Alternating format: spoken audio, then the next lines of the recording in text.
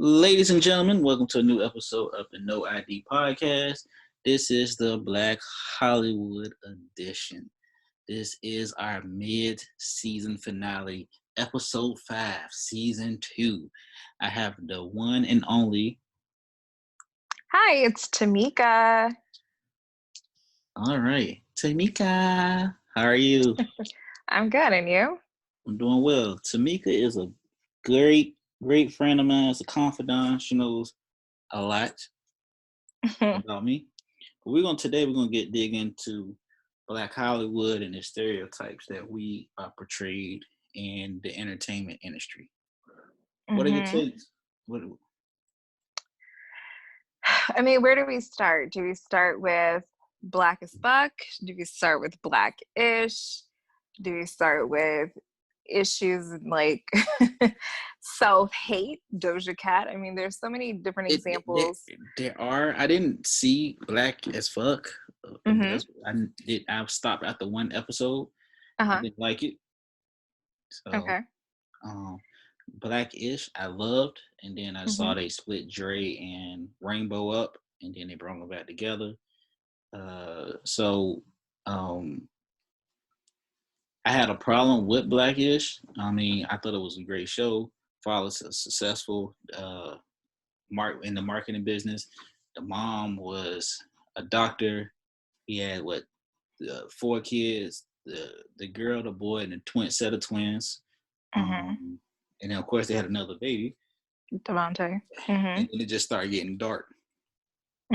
So I didn't like how it started off all happy-go-lucky and it showed us in a positive image, and then for whatever reason it just took a whole 180.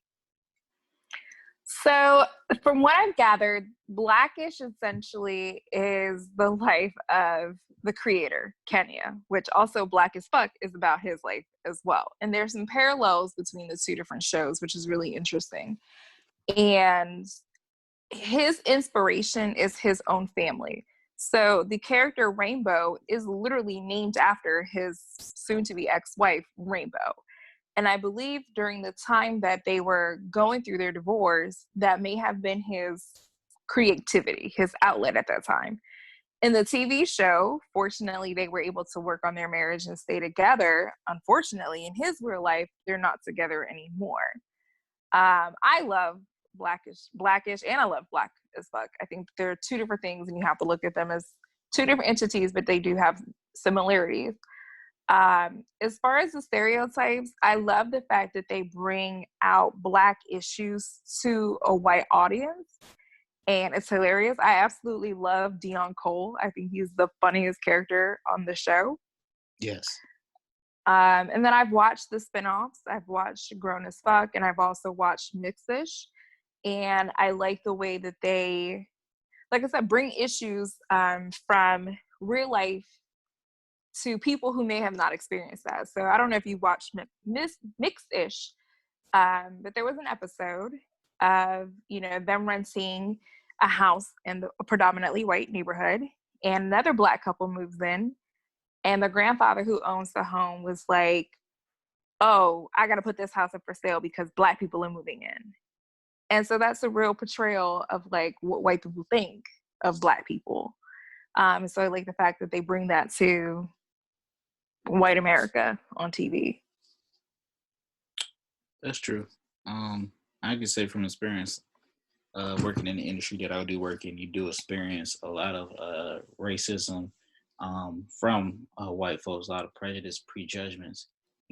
My amusement is when I come into work and I call somebody, because I work at a bank, and I call somebody to assist them with whatever issue they got going on, whatever situation they got going on.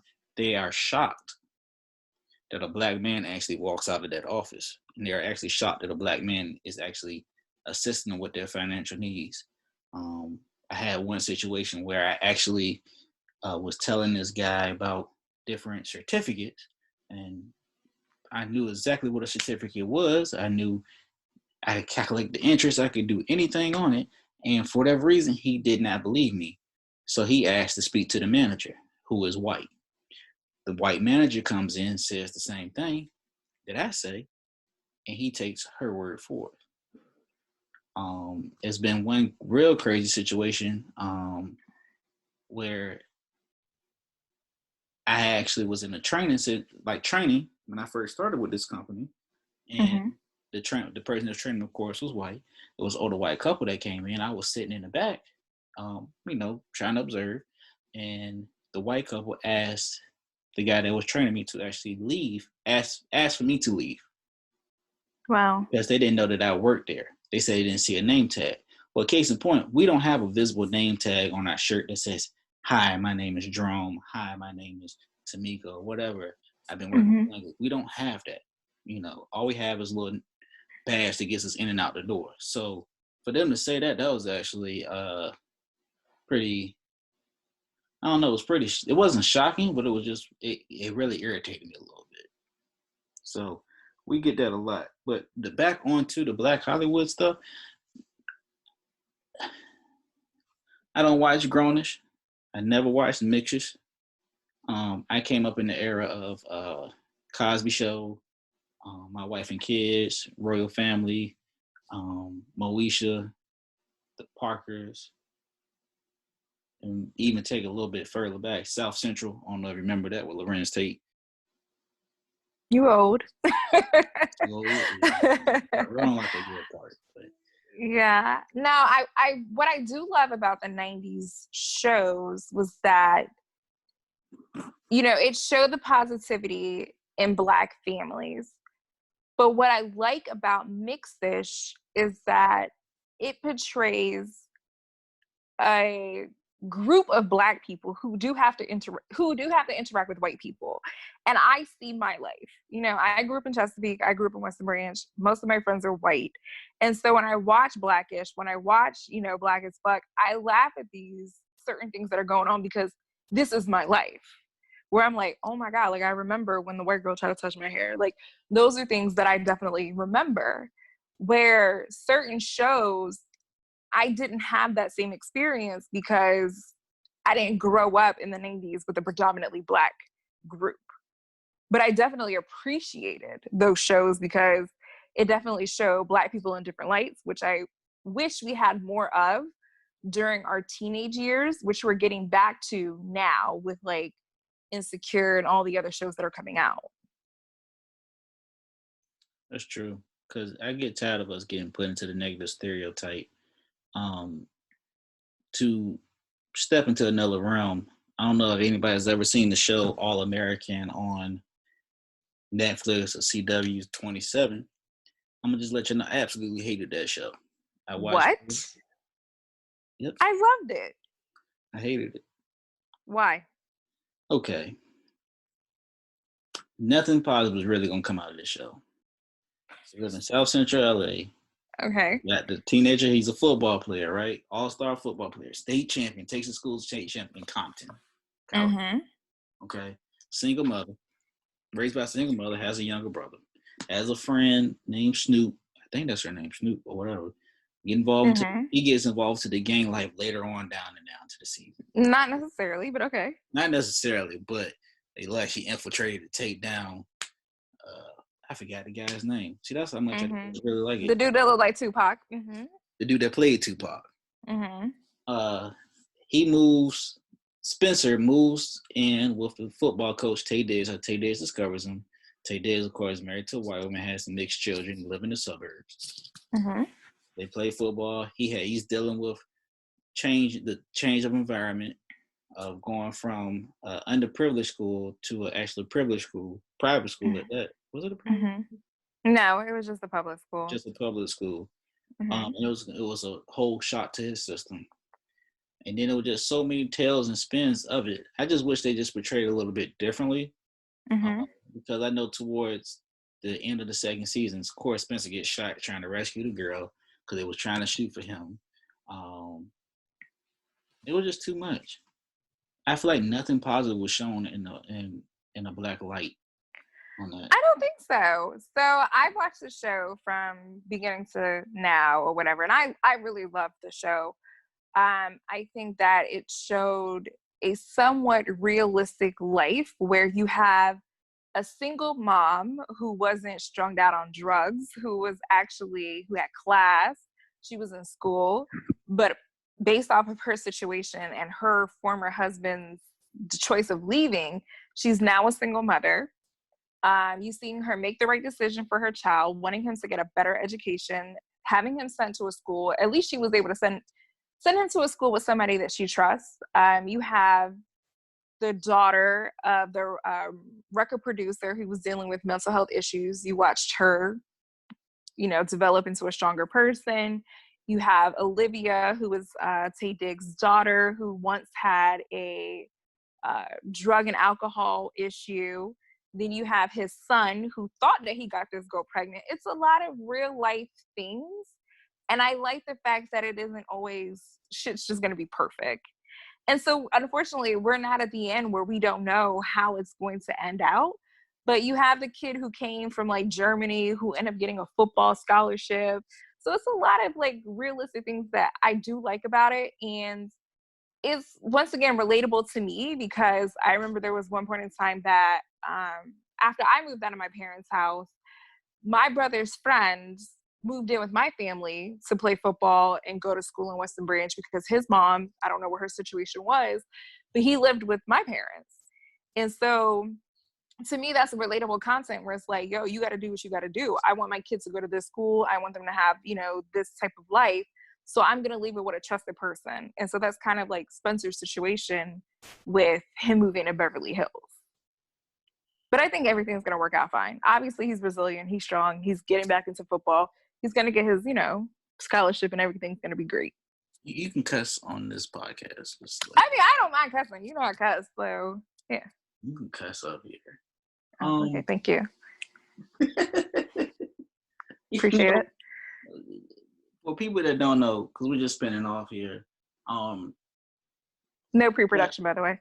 You said what? I said no pre-production, by the way. This is all off the cuff. This is off the cuff. But this is all the conversations that we naturally have. Yeah. Every time. So we finally put it on the air. So I had Temieka do some homework. Okay.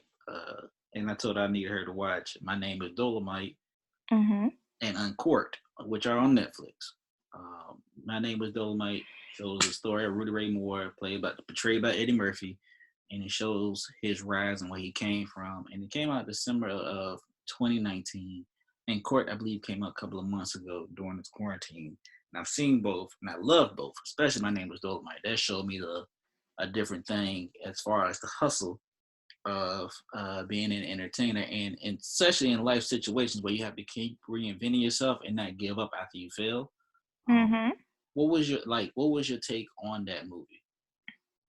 Oh, I love the Dolomite movies. So just a quick background story. Years ago, I had bought like a Rudy Ray Moore like whole set situation thing for an ex. Like he liked it and Dolomite and stuff. Like, he's one of those black kids who like karate. So I remember watching the movie itself, but I really didn't know too much about his background. And at that time I was in my mid to early 20s, so I really didn't care to know at that time.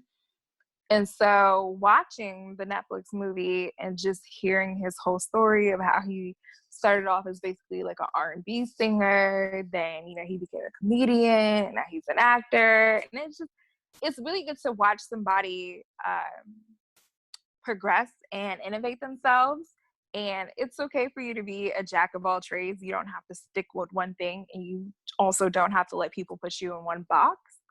That's one thing I liked about the movie. I love that he not only grew, but he also brought people with him and helped them grow. Like Lady Red, that was the big thing as well, and all the different characters that he had with him.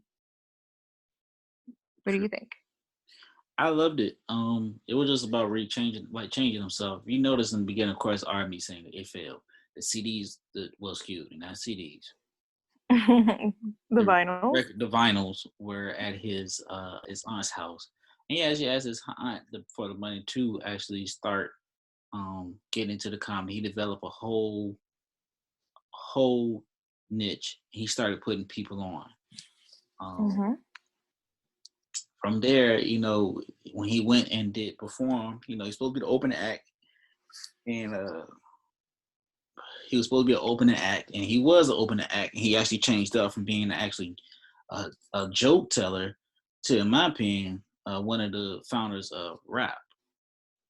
Mm-hmm. And it was very raunchy, but people loved it. It was storytelling at the same time, and it was in rhyme. It was to a beat, it was to a groove, and he just went out there and just tried it, and he rehearsed it, and he went completely independent. We saw him shoot the comedy album, a live comedy album, in his apartment. Made money off because he was charging at the door. They had the liquor, they had the alcohol, had the live band.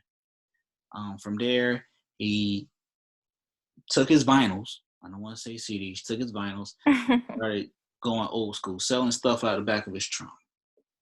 And he was selling to his people. And it was actually getting recognition. It started getting to the top of the billboard for comedy album. People, and you notice that the record, like, what is going on? Like, who is this? Because I know it was a lot of times they said they don't think this is going to work. Mm-hmm. Too much, it's too raunchy, it's too sexual. Especially when he was butt naked on one of his albums, and which I thought very different. You'll see that now, but coming from a black man actually doing that, you won't see that from a lot of black men doing it up there because this whole masculinity thing. But we're not gonna get into that conversation. Mm-hmm. Yeah, we're not gonna get into that I conversation. could have a whole conversation about the Black community, but anyways, we'll continue. We can get into it. From there, you notice that he started going on tour.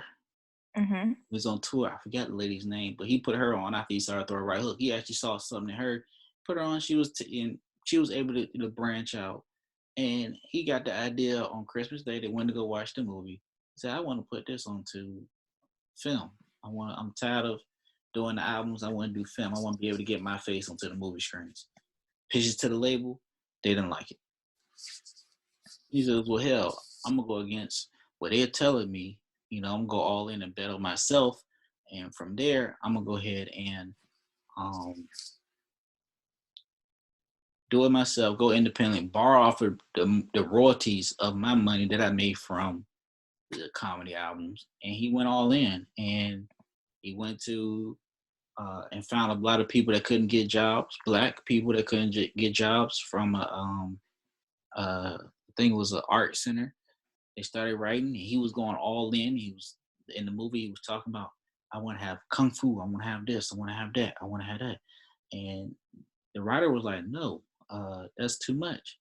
What do you know? All I know about is mobsters, gangsters, nightlife." Great. He made it relatable to Mm-hmm. something we knew, and that's what a lot of us don't do. Excuse me. In comedy, especially, we don't write relatable material. We try and go off the top and say some crazy, crazy, crazy, crazy shit. And there's nothing that's relatable. If you have some relatable content, um, the crowd's gonna love it because they can relate to it. Correct. Like I have a joke when I say I turn the Wi-Fi off and turn the Wi-Fi on. My parents think I'm a genius. That's relatable because I'm pretty sure everybody has had that moment where their parents didn't know how to work something and they turn it on and turn it back off, and all of a sudden your parents think you're the next Bill Gates, like you're the next Steve Jobs into this It's funny that you bring that joke up because Nick actually brought that joke up today. He literally just said that like a couple hours ago, which is funny. Okay. See? Shout out to Nick. That's your classic right there. That's my classic.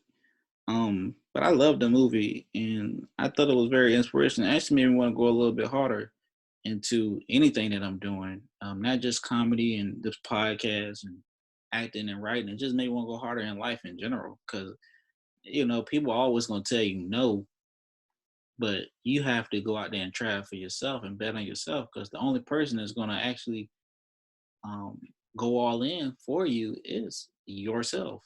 Yep. And he had $1 million vision, but because he didn't have $1 million in front of him, people didn't see that vision. Yeah, like an example that I could think of recently, I used to listen to another podcast, and I don't know if you've ever heard of Andrew Schultz. Mm-hmm. And Andrew was talking about how I guess he went to a different couple of production companies and places and was like, "Hey, like, will you shoot my special?" And they either turned him down or they, gave him a low number. So he came up with his own idea to shoot his own special, to basically put it out on YouTube. And from that, these companies are now coming to him like, I want to buy your special. Like, I want to work with you now. And that's pretty much what, Rudy did many years ago, creating his own thing. And then you have these people knocking on your door like, oh, you did have something special. Like, let me go ahead and, help you now. And I feel like that's how it is for Black people, regardless of what industry that you're in, that you always have to prove yourself before somebody is willing to help, or before somebody's willing to accept you. Like, it's always that, once again, you have to work 2 times hard for half, of what somebody else is going to get. That's true. And outside of the entertainment one, it is in work, and you're 9 to 5. You're every day when you clock in and you clock out, you have to work a lot harder as a Black individual. You may go for one position, and then Karen and Kevin will go for the same position. And you have to go harder in the interview because Karen and Kevin have white privilege. Mm-hmm. You have, I don't care who hears this. I don't. I have 3 degrees. 3 degrees, associate and 2 bachelors. And I'm just a regular banker. People would think that I would be a manager or something like that, but I'm not. I've gone for countless positions and I've been turned down. And I'm not saying, going to say it's all. Therefore, I know some of it's partially mine. But I've known that I've gone up against other candidates that have don't have the same qualifications and experience that I have. Mm-hmm. I went for one position with a company in marketing, and they rejected me instantly. I get a phone call after work. Hey, unfortunately, you're not qualified for this position. Go for another position in the same department. I go for that position. Next thing you know, I don't get it. They give it to somebody who's fresh out of high school. Fresh out of high school. And the requirement clearly said college degree, but they gave it to somebody fresh out of high school. And I'm 31. So I definitely feel your pain. I just completed my master's degree. And even within my own company, which my job is kind of like a Google, Facebook, financial service company. Like, we're laid back, we're California based. They try to be as like liberal as we possibly can, and you still deal with fuck shit.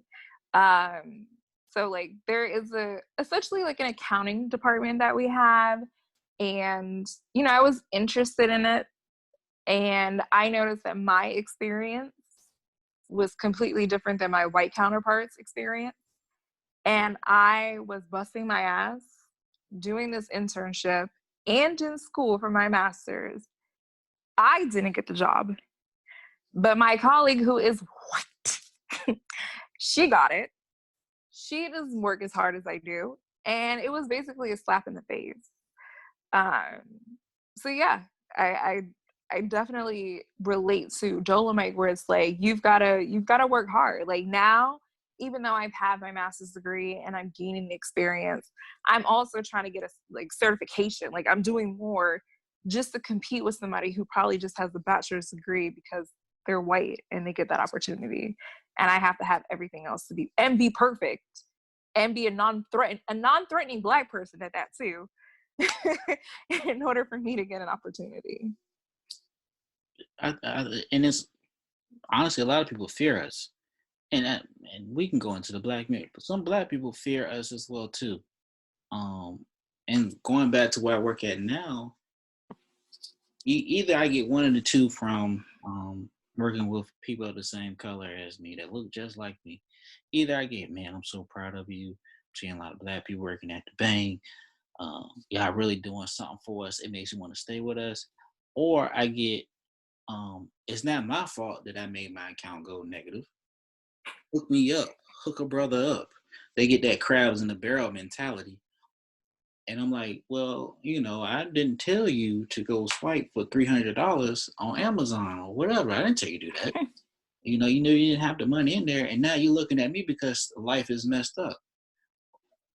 So, either I get called I've been called by my own people a spook, a shoe shine, a coon. I've had a check ripped up in my face for something that wasn't even my fault and thrown in there, and I got in trouble for it. I've been told you never want to help out black people. That's the problem with us. Well, how did you get into this situation, sir, ma'am? Is that my fault? I'm just trying to give you the game. So, you know, in a bank, yes, sometimes mistakes do happen, but 90% of those mistakes that do happen, well, I'm going to say 97% of those mistakes happen are on your own faults, whether you're black, white, whatever. Those are your fault. That's your bank account. You have online banking. You can call over the phone. I think the dumbest thing I've ever heard was, well, I couldn't log into your app. That's what my account went now because I couldn't see the balance. So you just swiped and prayed? I mean, I used to do that like in my early 20s, but wow, okay. But I at least had money in the savings that I could transfer over, but that's another topic for another day. I mean, I'm all for like unity and stuff and, you know, wanting to help the Black community, but I'm also big on personal responsibility. Like, just because you fucked up doesn't mean that I need to clean up your shit. Like, if you're swiping your card and praying that it doesn't get declined, that's on you. What did homeboy say from White Me Down? Gas tank on E, but all drinks on me. Yeah, no. Nope, sorry. But yeah, it's interesting being Black, I tell you that much. It's very interesting. And I just really hate the fact that people feel like they can throw the black card in my face. I've had white people, and that's the most annoying thing that they can do. Hook a brother up. Who? I have a sister. That's it. And what do you mean by brother? You're not a brother. You know what I'm saying? This is nothing simple.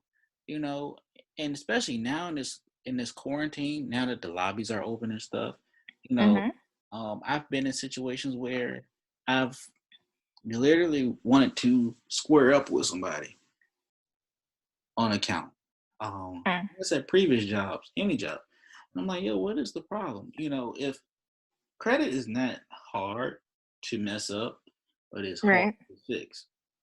That is correct. Okay. And that life happens, but don't run away from it. Don't have too much pride when it comes to your finances. If you need help, you need help. Trust me. The worst thing you can do is you get a call from a collection agency is act like you're not there, send it to voicemail because it ain't gonna do nothing but hurt. At least if you're helping, doing something to help out, you can. And even the backtrack onto comedy, in Virginia, I feel like there's not a lot of love and support in the black community. Well, in the black community as far as comedians, if there is. I haven't experienced it yet. I've experienced getting cheated out of contests. I've been to shows where it's clean comedy and I actually had somebody just straight heckle me. And this is supposed to be a church crowd. I'm like, damn, baby, you know, this is a church crowd. I mean, we know, right? Like, when it comes to being Black, there's essentially one Black golden child. So we're all fighting each other for this opportunity and for this time and for this space, which really sucks because there should be enough space and opportunities for all of us to shine. But unfortunately, it's that one golden child situation. And that's where it is. It's always gonna be a golden child situation. Look at right now in the comedy scene. And I love Kevin Hart to death. I really do. But look at all the comedians that are out, all the writers and actors out. What's the only comedian that has broken through into Hollywood right now? And that's Kevin Hart. It's a golden child. But that's how it is every couple of years because before Kevin Hart, there was someone else. There's always the one person that's going to be at the top.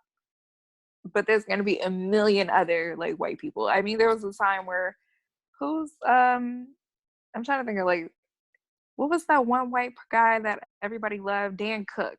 It was like Dan Cook and the Tosh dude at one time. And like, I can't even remember all the white comedians because I don't think they're funny. But it was a bunch of them, like all at one time. And unfortunately, when it comes to Black people, it's only one Black comedian who can have a shine at a time. And right now, it's Kev. And I'm not taking away from Kevin's hustle. He Um, hustles. and God, man, probably puts out like 16 movies a year, and comedy specials I've seen on Netflix. The two shows. You actually had to put the Black History show, and then you had Mm-hmm. the Don't Fuck This Up. I've seen all his work, and I'm a fan of his work. He's one of the inspirations that have gotten me into comedy. I know Mm-hmm. there's other comedians out there that I love to death, like Ali Sadiq is one. Um, Tony Woods is one. Comedian CP, Chris Powell, Brent Taylor, to Carl Williams. Um, and the list is going to continue like going on and on and on. Don't forget about my favorite Black king, Gary Owen. I'm kidding. Gary Owen has a great hustle. I'm good with Gary Owen. I've seen his new stand-up special, I thought was hilarious. He speaks from his viewpoints because he's in an interracial marriage, mixed babies, blah blah blah, and how he feels and how he grew up he grew up in a trailer and then he Shirley. Gary. So his is life and it's relatable to him. So he has that universal cross appeal with him. But he doesn't though. Have you listened to his story? He says that it's hard for him because his crowds are Black. Like Black when it crowds are very hard. I'm sorry, I'm not shooting the black crowd. Black crowds are very hard sometimes to get the laugh. But once you get them on your side, get them on your side. You can't crack on us about age because we on the black don't crack. Mm-hmm. You can't go in there and drop a lot of N bombs. Yeah, he don't say it. Hmm. Yeah, it's like he don't say it. He don't try to say it. Mm-mm. His career will be done if he did. Yeah. You know what I mean? And there's been white comedians that have said it. I'm not gonna mention them, but I know one of them just got in trouble. I forgot his name, but I know Ari Shafir. Was it Ari Shafir? Mm-hmm. Yeah. You know more about the comedy world than I do. Unfortunately, yeah. That's all I watch. But I remember when Kobe passed away this year, he said Kobe passed, LOL. And he did it right in LA. And Oh yeah, that's that guy. I heard a about couple of that. years ago, he was in a predominantly black neighborhood, walking around with a KKK hood on. To quote Offset and Cardi, they do anything for clout. It's really what it is. I think a lot of people do it for clout and entertainment, man. I do. I think a lot of these rappers and entertainers release sex tapes on purpose. I see a lot of them have OnlyFans accounts now. So I think a lot of them do that shit for clout. Go to jail for clout. Pay to join a gang for clout. They spend all their teenage years not in the gang. As soon as they get into the music industry, they're paying OG Bobby Johnson to join his set to say that he's part of the gang. So Mr. Tekashi Tekashi. is a perfect example. The Tekashi situation is very interesting to me, though. Like, I'm really watching this to see how it plays out because I remember, 2017 when his song came out. I think his music is trash, to be honest. Well, that's not trash. Some of his stuff do be, it'd be good. But most of it is trash, though. But I remember him coming out, and I was like, who is this rainbow, crazy-looking dude? And he's a very good example of clout. Like, he is Daniel Hernandez. He is a normal kid who essentially created this character of Tekashi, became this whole other person because it gave him attention and it gave him money. And then the people who are supporting him is middle America. It's white kids. They're loving that gangster shit without having to deal with the gangster shit. And that's what they love about him. If y'all saw the old pictures of Tekashi before all the tattoos, the blonde hair, and the colored teeth, he looked like he worked as a straight barista from Starbucks. He was working at Old Navy. That's what he looked like. You know what I mean? And I'm not taking no sides. I don't believe in this whole no snitching thing, but they shot at him. I see both sides. He jumped into that life. They shot at him and tried to kill him, kidnapped him, messing with his baby mamas. stealing money from them. I'm like, damn, like I'm not about to do 20 years. That's what I'm saying. I see both sides. I'm like, y'all did all this stuff. According to him, they weren't loyal to him. So why was he loyal to them? But also at that same time, you shouldn't have got yourself in that situation. If you would have never got yourself in that situation, you would have never been looking at 20 years to life. But at that same time, I'm not going to do time for nobody else. So I guess I'm going to start singing. And that's what he did. Shit, I ain't doing time for nobody else. If that shit was to go down, I'm singing like a goddamn bird. I don't think anybody wants to admit it. That's the funniest part. Everyone's like, oh, he's a snitch, this is that and third. But it's like, if you was in this situation, would you do the time or would you snitch? And I'm pretty sure majority of people would snitch. It's human nature. I would snitch. Would you snitch? You ain't get me on camera saying that. I don't care. I would snitch. I don't care who here. I would snitch. Fuck that. I understand both sides. I'm gonna just put it that way. All right. I'm 5'4". They're gonna turn me up in prison. I'm gonna snitch. Straight like that. Have you ever watched 60 Days In? I love 60 Days In. Oh my God, I feel like we need to do a whole podcast about that. Anyways. I just found out about 60 Days In like via Facebook. I'm new to Facebook. I only had it for a year. Well, this time around. I'm not really a big social media person. I'm working on it. But 6 Days In is dope. I mean, I tried to watch Lock Up Raw. I didn't like that. Scared Straight. Never watched that. Scared Straight is compared to what you see now to what they was doing in like the 70s or 80s. It is very toned down. I watch live TV sometimes, but depending on like what city they're in, sometimes it's good, sometimes it's not. You'll see some interesting shit though, like on live TV.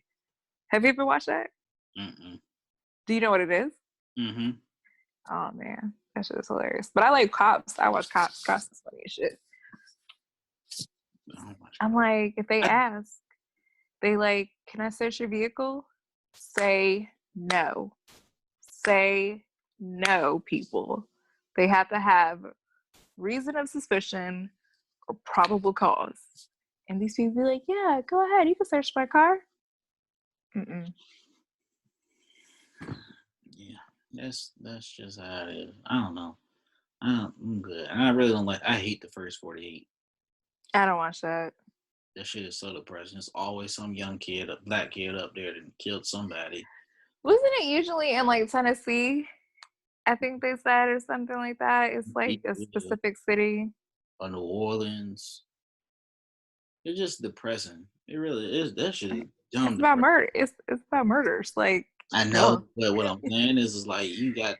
I think the youngest one I seen, like he was like 16-year-old football player and got caught up. Got caught up in it. Got caught up in a murder over a prank. Like, wow. Yeah, and they gave him life. Wow. I was having a conversation with my parents, which is really interesting because, you know, with them being Jamaican, their views on like Black America is quite interesting. And this, I think, is just a Black issue, period, or more of a human issue. But I feel like a lot of things when it comes to these like murders and situations that happen, it all boils down to like conflict resolution and coping skills. Like, I feel like we don't teach people how to really resolve conflicts. We just tell people to suck it up. We tell people stop crying, be a man about it. And then you have all this bottled emotions, and then people are doing permanent things based off of like temporary feelings. And I feel like that's majority of the murders that we do that go on within the Black community. That's facts. We're not taught. Well, I was not taught. I was not taught to deal with a lot of emotion. It's always about the masculinity thing. Like, you shouldn't cry, you shouldn't vent. You got to be tough. This is how you'll survive. And in the background, that just plays with us all the way down to the future. Something happens, and then we have too much pride to go see therapists or anything like that, or talk it out or anything. It's just they look at you like you're a punk. Yeah. I mean, everyone has a breaking point and people explode. And I think that's really what it is, you know, people are just, they explode, they have so much rage, but they don't know how to deal with that rage. And then here you are, you make this choice and you take someone's life and you essentially take your life away because now you're locked in prison or jail for the rest of your life or 20 years or whatever it's going to be.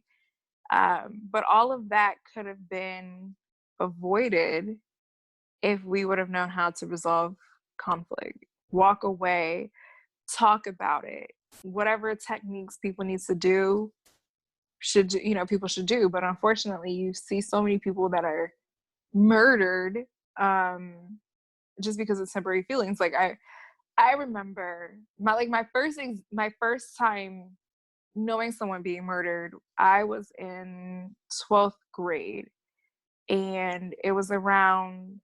It was right after Thanksgiving.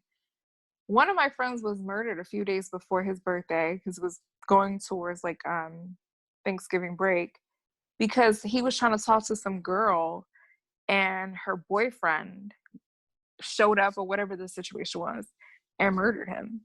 Mind you, I was like 17, so he had to be like 18 or 19 because he graduated a year before me. All because this guy had all that rage because he was talking to his girlfriend. Like, I can name at least 5 people from high school that have been murdered from the time I graduated high school till now over dumb shit. And it's sad. That's the real. I think we need to wake up as a community and stop trying to separate each other. Killing each other is what they want us to do. Mm-hmm. That is what the KKK is so happy about, that they are applauding us for doing their work. Yeah, they're saluting us. We're making it easier for them, Mm-hmm. easier for the government. Especially now, especially with this COVID-19 um, coronavirus going around. The stimulus checks came out 1 week, and then 3 weeks later, they opened up the nail salons, the beauty shops, and things of that nature. And I'm saying to myself, we're more prone to it because diabetes Mm-hmm. runs in the community, and the more we're exposed to it, the more danger it is. And we're sitting out there just falling into the trap. We got to wake up. Um, those parties we have and those gatherings, it's not worth it. Getting a Yeah, pedicure, getting a haircut, getting your nails done, it's not worth it. it Sit really isn't. sit at home. This is in this right now. The world is on pause. Okay? It is a scary time for a lot of us right now. But this is the time to figure out your life. This is the time to figure out your savings, your Yep. credit, your moving situations, the business that you wanted to start, whatever you wanted to write, whatever things that you said that you want to do that you put on a back burner because you didn't have quote unquote the time. This is the time now. Preach. No, I 100% agree with you. Out of my circle of friends, I feel like I'm the only person that is legitimately thriving off of like being at home. Um, for many years, I've always wanted to lose weight. You know, I've always wanted to like work on myself. And this year, you know, I turned 30. And one of my goals, because I feel like every year I have a goal, I bought a house, buy a car, get a degree, whatever. But this year, it really felt like my goal was to repair myself, work on my health and fitness, work on my mental health, my emotional health, all those different things. And when you work a 9 to 5 and you're busy and the only time that you have off is, you know, the weekends, it's easy to like lose yourself and forget things. And being home during this quarantine has definitely helped me realize that, like, one, I'm wasting a lot of like frivolous time watching bullshit TV that I do really have time available. So now I wake up early in the morning. I try to get 30 to 60 minutes of, you know, workouts in. I try to walk, you know, if I can during the day or after work. I cook pretty much all the time now. Before it was like, oh, I don't feel like cooking, so I'm just gonna eat out here and there, and like mindless eating and stuff like that. Um, and it's just a lot of things that like I've been able to like focus on, and it's not just like weight itself. It's just like, you know, I want to make sure my blood pressure is good. I want to, you know, work on my endurance. Just different things that this quarantine has allowed me to do. The Rona has definitely opened my eyes to a lot of things. I'm not gonna lie. Not that I was ignorant to what was going on. I had been paying attention since December about it in China because I was going to Japan. But I thought it was just like the cold or the flu, like the way that, you know, they were describing the symptoms. I was like, oh, I'll be fine. And I was like, I'm still gonna go to Japan in May. And then around February was when I started to get a little nervous about what was going on. And the crazy thing was like, I was in New York, like at the time. And I was like, all right, maybe I should, you know, move my trip. And then I was like, oh, let me go to Europe instead of Asia. Well, Europe had a huge, you know, breakout. And so, as you mentioned, like diabetes, high blood pressure, I feel like if I didn't change my lifestyle, that in 10, 15, 20 years, I could eventually be in that high risk group of having those types of conditions. My mom, you know, sadly, one of her childhood friends that she had grew up with in Jamaica that she had known since primary school had passed away because of, you know, COVID-19. And her grandmother ended up getting it as well and passed away. Um, you know, my family is mostly in New York, and my grandmothers, both of them, have had friends from church or whoever who have passed away. Like, this shit is real. And it really, really, really, really pisses me off when these people are just saying like, oh, it's fake, or I want to go get a haircut, or how bad I want to go to the bar, or how bad I want to do all these things when people are dying. And just because it's not affecting you directly or indirectly doesn't mean that you should just take it lightly or take it as a joke, because people are really dying. Clearly, Black people are really dying. And at first, Black people weren't taking it seriously. They thought that Black people couldn't get it, which is why I feel like part of the reason why it has really affected our community is because we were a little ignorant to it. Extremely, extremely ignorant. I don't think a lot of us took it serious to Idris Elba caught it. Yeah, I could definitely see that. I think when he caught it, they were just like, oh, okay, Black person can get it. And just want to say this too. Shout out to every essential worker, such as myself. Yes, yes, thank you. I'm considered essential, but thankfully I can work from home. Um, but Stop yeah. abusing your essential workers, man. Like, you gotta realize we're going through the same stress, probably the same stress you're going. And those people been furloughed, laid off, or they're in a shock of mystery right now because they don't know what the future is going to hold. Mm-hmm. I'm just gonna throw this out here for y'all. When you guys are out going to go buy the toilet tissue, the hand sanitizer, the face mask, the cleaning supplies, your groceries, we don't have that luxury of doing that through the middle of the day because we're working trying to service you. So you coming in and getting a whole attitude, throwing a tantrum at us about something, it's not called for. It's not. It's really not.